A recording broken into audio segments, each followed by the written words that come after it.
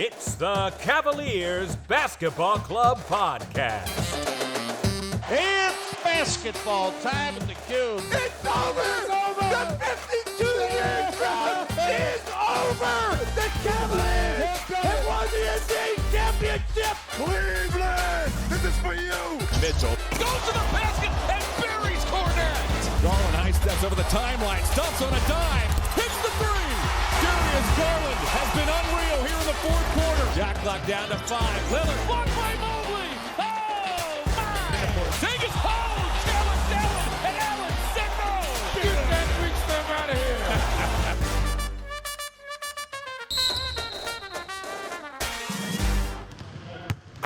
The shoot-around. Welcome back to the show, everybody. The Cavs sit at 41-26 and have the best net rating in the NBA. They are finding their groove and have pulled out back-to-back wins against the hopeless Pistons, 114-90, and the formidable Celtics in yet another overtime victory, 118-114. Colin, the Celtics game had a lot going on. Would you consider it the signature win of the season? It's weird, Adam. I think it's an important win, but to me it actually had more of the potential to be the signature loss of the season. We will unpack the game obviously more later. I'm just happy that they were able to come back with a victory. And now they're 7-0 in overtime, which is just remarkable. Please be sure to rate and review us on Apple Podcasts and Spotify, or follow us on the podcast player of your choice. Also, be sure to visit our new home, the Basketball Podcast Network. We are also adding extra content to our YouTube channel, so please subscribe there as well. And please be sure to leave a comment. We'd love for you to engage with the pod. Chris Fedor of Cleveland.com has a recent article stating the following. Currently in the 4th spot, the Cavs reportedly have had recent discussions about the importance of staying there and solidifying home court advantage in the first round. We realize in the last part of the season they're not going to give it to us, center Jared Allen said. We have to go take it. We want it. We just have to find a way to have it. What does this mean for their playoff aspirations overall? Well, I think they understand how serious the situation is. They understand that the East is much more competent. It's much tighter this year versus previous seasons. And it's kind of a little bit different compared to even 5-6 years ago with what the East is going through right now. There are a lot of good quality teams and a team that can beat you any night. And I'm happy to hear that they again, we've talked about Donovan Mitchell. We'll talk about him all the time, but clearly there's a little bit of a mentality shift with them going out and getting him. We're seeing this as evidence with what Allen is saying here in this quote, because that's a mentality that you heard from Donovan as soon as he came over. That it's a playoff team. I want to be in the playoffs. I've never not been in the playoffs, and that's what's going to happen. And it's refreshing because you always want a good team to play up to its potential, and it's a little rare as well because this team is so young. So I was glad to see that Fedor was able to get this access and see what the team is doing and thinking about this. What are you thinking? Well, I think all of your points are dead on. I think that the Cavaliers have a new identity since Donovan joined the team. And it is Donovan Mitchell. That is the identity now of the Cavaliers. So much so that I've said in the past that, in some ways it's taken a little bit of the pressure off of Garland, but it's also made really Garland second fiddle in this town. It's because Donovan has come in and stretched his numbers even greater than what he was able to do in Utah. That across the board, his numbers have gone up on a team that I can't say we would have all of these OT wins without him. I don't think we'd have many of the wins without him. It reminds me of the years that LeBron was here, that we were definitely a 60-win team as long as he was out on the court. Yeah. And that's what Donovan provides. And so you're correct in your analysis that I think that this organization and these players understand that since Donovan has joined the team and proven to them what he's going to bring to the organization, they have to step up their expectations as well. And now, aiming for home court, to me means that they're making a finals run. They're not just interested in making the playoffs. They're hoping to make it all the way because that's the point of home court advantage. Yeah. That you can kind of coast your way in as best as that could be. So I'm excited to hear that their mentality within is still, that they could have it all if they want to. And even though it's the first year, and we've said time and time again that this is supposed to be just the year they figure it out, right. I still said in the beginning of the season that they could win it all with this team, and it's nice to know that they think that too. Yeah, they understand the gravity, but more importantly, they understand that it's just going to take a lot of hard work. Where you brought up coasting, but I understood it in the sense of like just having that home court advantage, but they understand that there are no nights off anymore, which is, we saw that a little bit last year, I think, more often than not, because they were so young. Right. And now they're going to have to, unfortunately, find a way to win on the road if they're going to solidify that record. Yeah. And that's going to be hard this year. So good luck there. Just This win against Boston was another impressive come-from-behind victory for the Cavs. They were slow out of the gate, but clawed their way back into the game. Who or what made the difference for this team? I think right off the bat, you have to point at Lamar Stevens. Lamar Stevens looked like he was ready for the moment. He wasn't afraid to go against the Eastern Conference champions and to bring it. As it was noted during the broadcast, he's the original junkyard dog, and he was just everywhere. He was getting rebounds. He was defensively sealing off plays and players at times, getting blocks, and just really had some great timely moments in the kind of the hectic nature of how this game ended. And I was really happy. You and I have been Lamar fans this entire time, ever since he's joined the Cavs. And it was great to see that he rose to the occasion. And it's kind of something that I've talked about a lot with Lamar. And Lamar and Donovan Mitchell have something in common. And Mitchell's even brought this up before when Lamar was in the rotation as a starter, which is that Lamar will call players out. He and Donovan, I think, have that similar nature of you put everything out there on the floor. You bring all of your A game and all of your effort, and you'll get good results no matter what. Obviously, Donovan Mitchell is far more talented than Lamar, and so the impact is much greater. Mm-hmm. But I think what Lamar is able to do is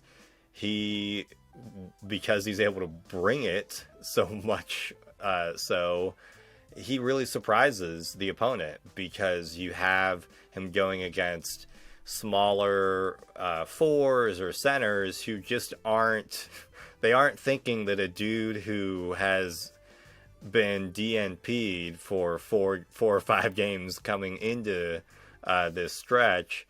He played against Detroit a little bit, but he wasn't playing much. They aren't thinking a guy like that is all of a sudden going to put a shoulder into me and get a tough basket. So I really credit Lamar with it. The team as a whole came together, but Lamar was really the guy that just sealed it for me. What were you seeing from the game, and how was there anyone else besides Lamar that stood out? Yeah, we love Lamar. The moment he joined this team, we've been singing his praises, and obviously he's just a bench player. Outside of being a Cavs fan, you would not probably know his name. You'd have to be a diehard NBA fan to know who he is.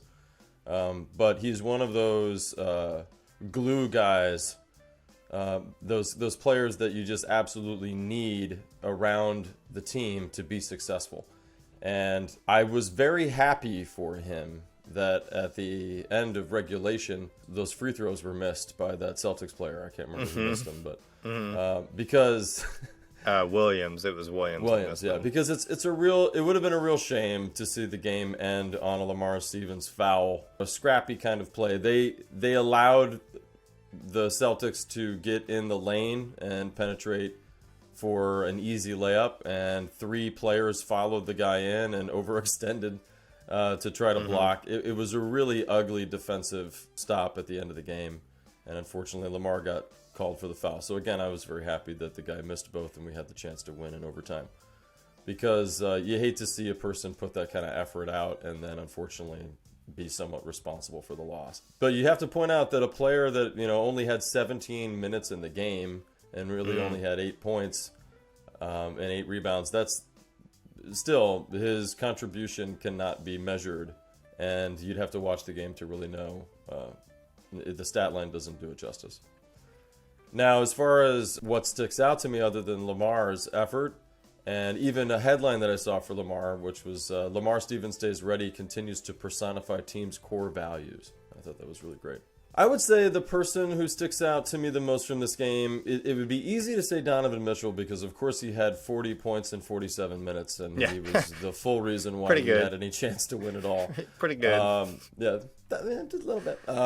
But I'll say Evan Mobley, because he had 25 points and 17 rebounds. And we were saying just an episode or two ago that he had to figure it out. If he could get 15 to 20 points a game consistently, we would be good enough to make it into the playoffs and beyond, that we wouldn't have as much of a worry about the makeup of this team. If he could figure it out, or Allen, or both, or whatever, if they both could average around 15 points. And that's something that I was very pleased to see Mobley had the game that he had. What a superstar game, right? And it would have been more apparent if Donovan hadn't gone off. But the other 2 things that I'd point out are only that Garland had a very poor shooting night, and Allen had 4 points. Yeah.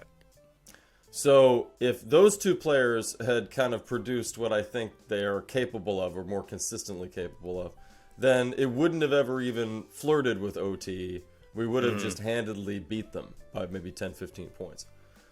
So we still are trying to figure that out. Like, it seems like 3 guys can get theirs most nights, but then 2 more are struggling. And yes, that's a luxury to have 5 guys on your team that can and go off on a night, but that's what this team is capable of doing.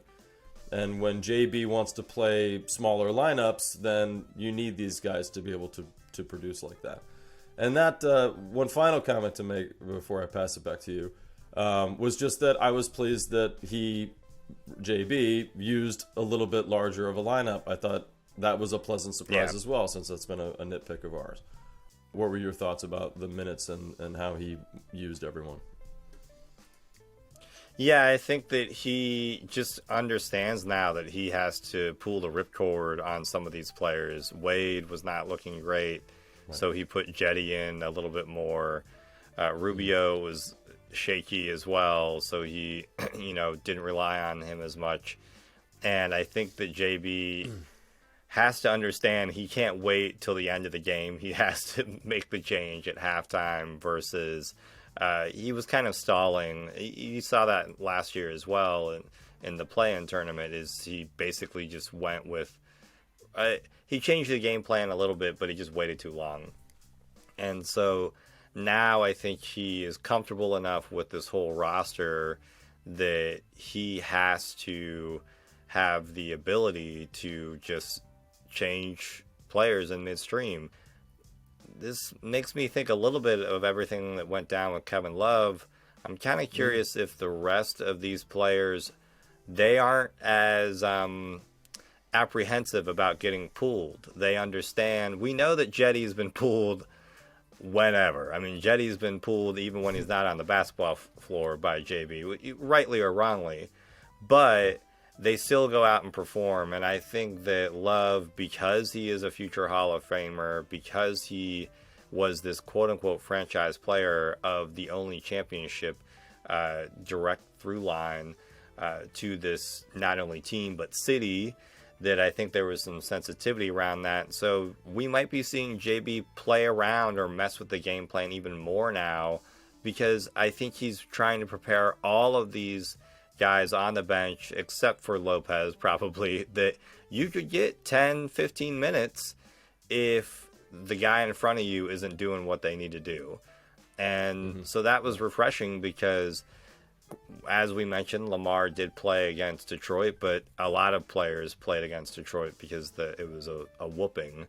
So I'm happy to see that JB isn't afraid to push the button and say, all right, eject this guy and move on in, because these guys really need to understand the moment. And that's really, as I mentioned, what I thought was the most impressive thing about Lamar is Lamar plays like he's been there before when he hasn't.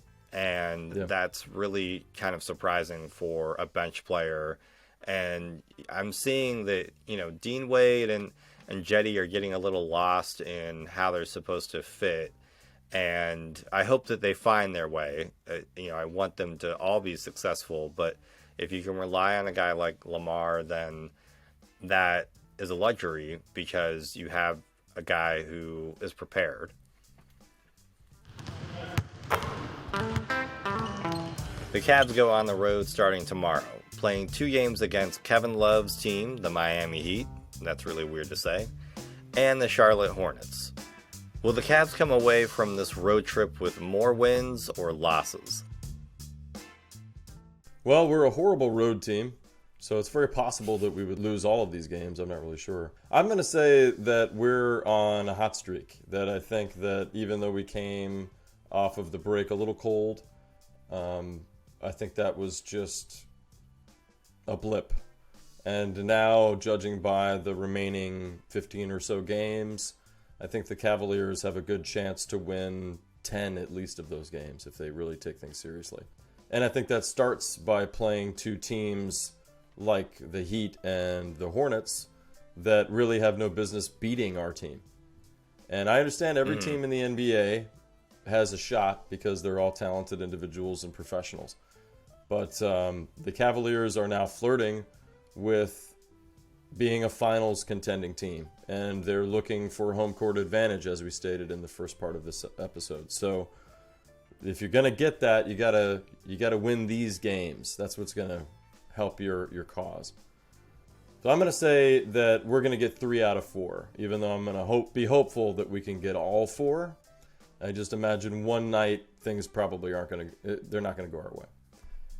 And it's a little bit odd to me to be playing back-to-backs back-to-back on the road, so that's going to be an interesting experience too.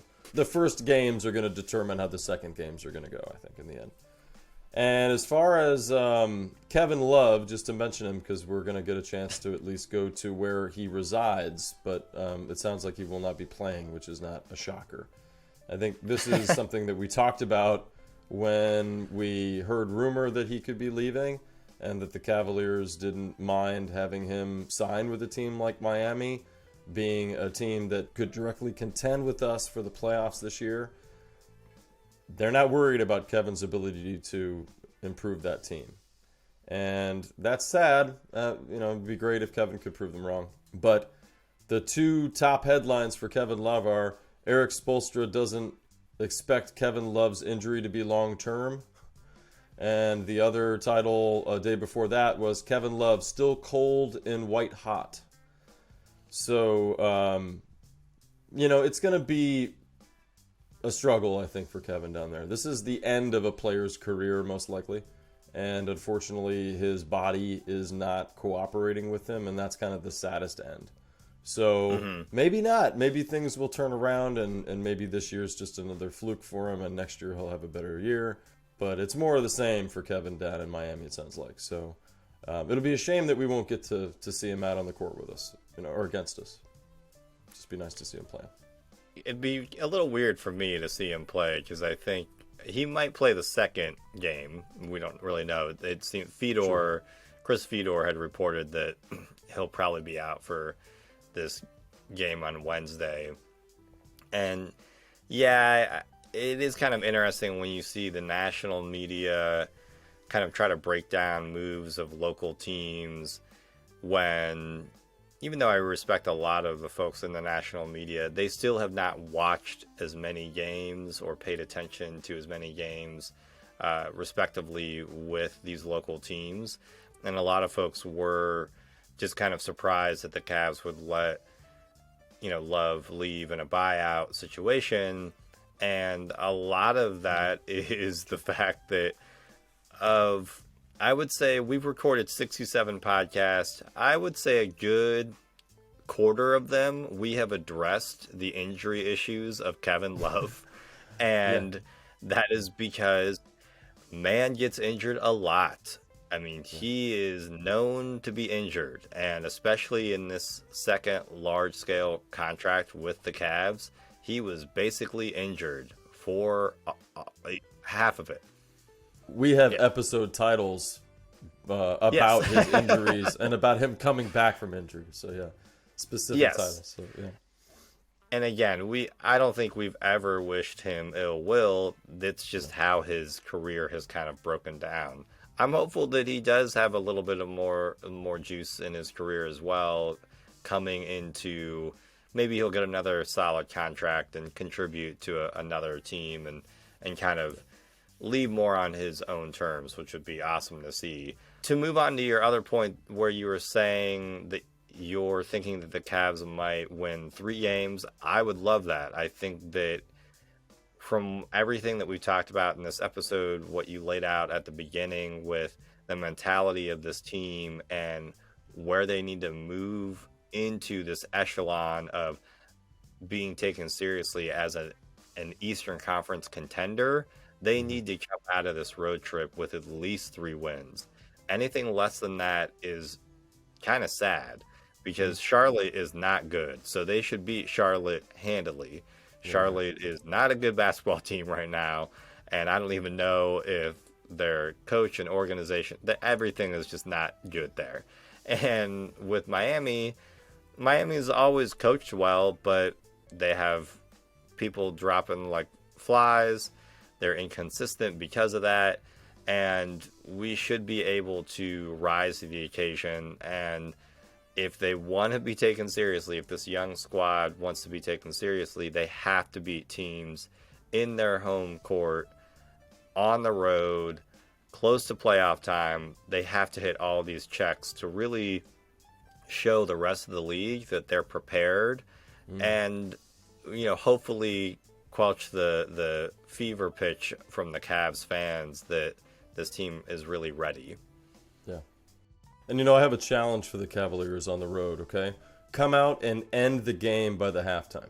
Mm-hmm. Yeah. Like, come out and have solid 30, 35-point quarters or more so that by the time you go into halftime, you're 70 points, to their 40 points, and you can rest your starters, basically, for the second half. I want to see them handedly win these games, but then the main guys can take a break. That would be wonderful, because when you play teams that have less, then you should be able to beat them with your backup team. You should be able to beat them with the second string. Not for the full game, but let the first string come out in the first half and handle their business. And the second half, take a rest. I want to see Sam Merrill get actual minutes on this road trip because our starters have overperformed and wiped the floor so well. Yep. Merrill, Lopez, and Neto. I want to see all these guys get more minutes than they've seen the entire season. Yeah. And Danny Green, too. Let's see him get in there, too. The final seconds. So, Adam, in looking at the bench, let's say hypothetically Karis LeVert and Lamar Stevens are locks. Who are the other 2 or 3 guys you would include in this rotation? Well, it has been the biggest question mark for me the entire year. Who can we trust on the bench to fill the need? And I think it's going to be Ricky Rubio, obviously because of his veteran leadership. He's a guy that I don't know if we can trust that he's going to do much points-wise out there, but I don't know if we really need that. I think that 10 to 15 minutes a night where he can just get out there and spell Garland or kind of help right the ship when maybe they're offensively struggling, or they need kind of a change of pace to get the game kind of back in hand. I think this team doesn't have a lot of that. They don't have a lot of veteran leadership to look to, and especially that can get out onto the court. So with Rubio out there providing that, I think that would be a big help. And then the other person would be, I'm going to say Dean Wade. I think Dean, the team has been hopeful that he would step up and fill more of a role, and I think that some of it has been due to injury, as usual. It's a common theme for the Cavs. But also, you just need his presence, his size. You need somebody to be able to come in and fill out the roster on the side of Allen and Mobley. Right now, with the way they're not really using Lopez, there's not a ton of options on this team for the power forward center option. So, especially with Love being sent away. And Danny Green is not going to fill that role for you. So, Dean Wade is going to have to step up and play a larger role for this team moving forward. And he may even need to start some nights depending on rotation issues or injury issues. So, I will say Dean Wade and Ricky Rubio need to be added to that list. Pace is a term that describes how many possessions a team has in a given game. A team's pace is an estimate of how many offensive and defensive possessions they have per 48 minutes. Josh Cornelison of King James Gospel reports that the Cavs are the league's second best defense with the top net rating in the entire NBA. Yet they are last place for pacing. Is that bad? I don't think this is bad at all. I think that when the Cavs get into the playoffs, the game slows down anyway, so they will be used to that type of style of play and be used to dictating the play that is necessary in the playoffs to be successful. And I think that they have seen some of this bite them when they're dealing with some teams that have tried to push the pace and try to get out on the break. And JB might need to make adjustments in those situations. But I think for such a young team, JB clearly has wanted to make sure that the offense gets set and gets executed. One thing we really haven't noted a lot this year, but Darius's turnovers are a lot less. I mean, he is going whole stretches of games without turning the ball over, which was pretty not commonplace last year, and was kind of a thing that I was concerned about coming into this season. And he's improved that type of play, and that I think that they're correlated. They deal with each other, and it makes sure that Darius can see what the defense is doing, get the right play in, and hopefully execute. And now I'm just hopeful that their shooting numbers can go up some. Maybe Danny Green and Merrill can help out with that a little bit. And then their offense would be even more combustible when they are being that slow. I think because Darius can get in and out of the offense because it's dictated better, because it is slower for him, that's helpful for him. And now we just need some of these players to hit their shots. Dean Wade needs to improve his shooting. Hopefully Danny Green can get out there. Maybe even Sam Merrill. And if we can get some more outside shooting, that would be even better for the squad. Thank you for listening to the Cavaliers Basketball Club podcast. Let's go Cavs!